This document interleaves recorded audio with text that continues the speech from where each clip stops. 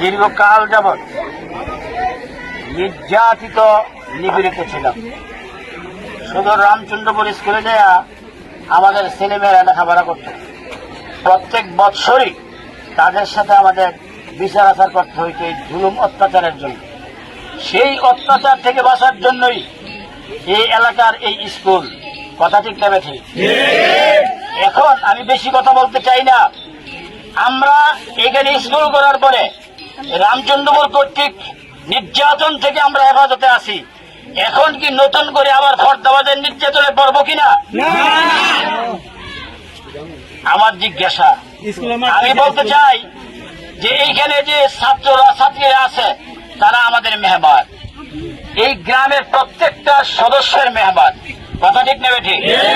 যারা টিচার শিক্ষক শিক্ষিকা আছে তারা আমাদের মেহমান। যদি বহিরাগত কেউ দুঃসাহস করে কোন কাউকে অপমান করতে আসে, জোর জবরদস্তি করতে আসে, আমাদের উচিত আমাদের জীবন বাজি রেখে তাদেরকে হেফাজত করা। দূর দূরান্তের কোন এলাকার কোন দুঃসাহসী দুষ্ট লোকেরা কোন দিন সাহস করবে না। আর যদি সাহস করে আসতে চায় আমরা এই সাতকান্দির মানুষ রক্ত দিয়ে প্রতিহত করবো ইনশাআল্লাহ। আমি বলতে চাই যদি তারা কোন ছাত্রের ক্ষতি করতে চায়, শিক্ষক তো দূরের কথা, একটা ছাত্রের ক্ষতি করতে চায়, আমরা এলাকার মানুষকে না মারা পর্যন্ত ক্ষতি করতে পারবে না। সবসময় সদা দৃষ্টি রাখবো যাতে কেউ এখানে কোন প্রকার আক্রমণ করতে না পারে। এটা শিক্ষা প্রতিষ্ঠান, শিক্ষাই জাতির মেরুদণ্ড। শিক্ষা প্রতিষ্ঠানের ক্ষতি করা যাবে না। কেউ যদি ব্যক্তিগতভাবে কোন অন্যায় অপরাধ করে তাহলে এর জন্য কমিটি আসে না নাই? এই কমিটির কাছে অ্যাপ্লিকেশন করতে পারে, দরখাস্ত করতে পারে, তারা বিবেচনা করবে তাকে কি বিচার করবে, অপসারণ করবে না বিচার করবে না চাকরিচ্যুত করবে, এটা কমিটি বিবেচনা করবে। অন্যথায় দূর দূরান্তের কেউ আইসা এখানে অন্যায় ভাবে অবিচার ভাবে কোন কথা বললে সহ্য করা হবে না। সুতরাং আমি ছাত্র ভাইদেরকে বোনদেরকে বলতে চাই আপনারা আপনাদের ক্লাসে থাকেন, আপনাদের হেফাজতের দায়িত্ব আমাদের। আমরা গ্রামের মানুষ জিন্দা থাকতে আপনাদের কোনো কিছু হইতে দিব না আমরা ইনশাআল্লাহ।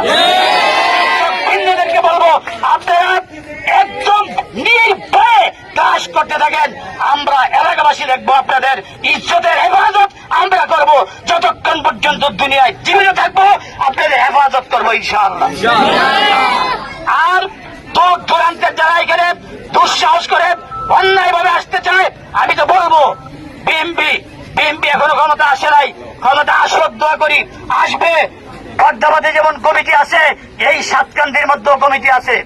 আমি বলতে চাই যদি সাতকান্দির কমিটির লোকদের সাথে যোগাযোগ ছাড়া তারা এইখানে এসে কিছু করতে চায় তাহলে তারা সন্ত্রাস। দলীয় হইতে পারে না, যদি দলীয় হয় এইখানে দলের সাথে যোগাযোগ করবে, তাদের পারমিশন দিবে, তাদের সাথে কথা বলবে, তারপরে এলাকা ঢুকতে পারবে, এর আগে নয়। সুতরাং তারা যে এইখানে আসছে আমি কমিটিকে বলবো আপনারা করতে দেখেন এই এলাকার কোন বিএনপির লোক তাদেরকে সাই দিয়ে এখানে আনছি কিনা। যদি আইনে থাকে তার বিচার চায়। আমি আর কথা বাড়াইতে চাই না, আপনারা নির্দ্বিধায় ক্লাস করতে থাকুন, আমরা দেখবো ইনশাআল্লাহ।